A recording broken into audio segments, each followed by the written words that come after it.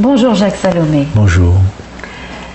Nous venons de quitter le monde de l'enfance pour entrer maintenant dans le monde du couple.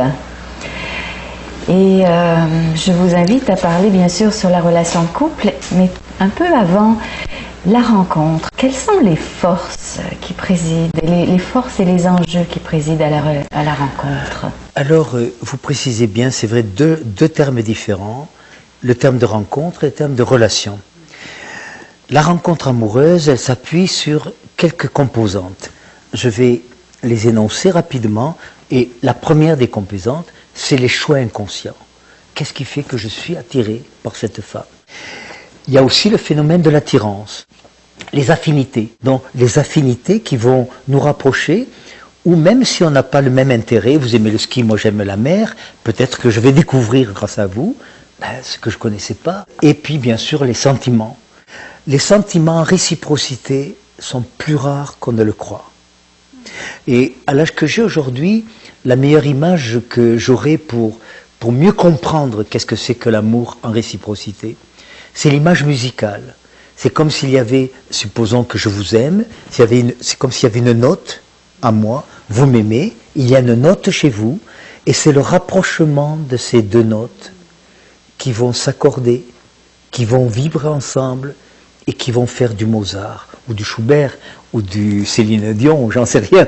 Et voilà. Et c'est ce que je souhaite à chacun, d'avoir une qualité d'amour en réciprocité dans laquelle deux sentiments se rencontrent, vivent, s'épanouissent ensemble. Alors ça, c'est, disons, la rencontre amoureuse. Et la rencontre amoureuse idéale. Oui.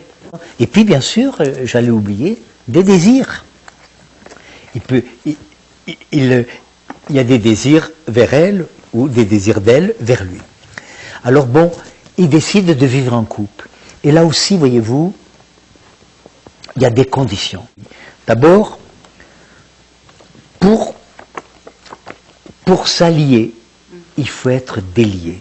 Deuxième condition, capacité à se projeter dans l'avenir. Est-ce que je me vois vieillir avec cette femme? Est-ce que vous vous voyez vieillir avec l'homme que je vais devenir? Est-ce que vous me voyez comme le père de vos enfants? Est-ce que je vous vois comme la mère de mes enfants? Capacité à s'engager, ça veut dire plusieurs choses. Ça veut dire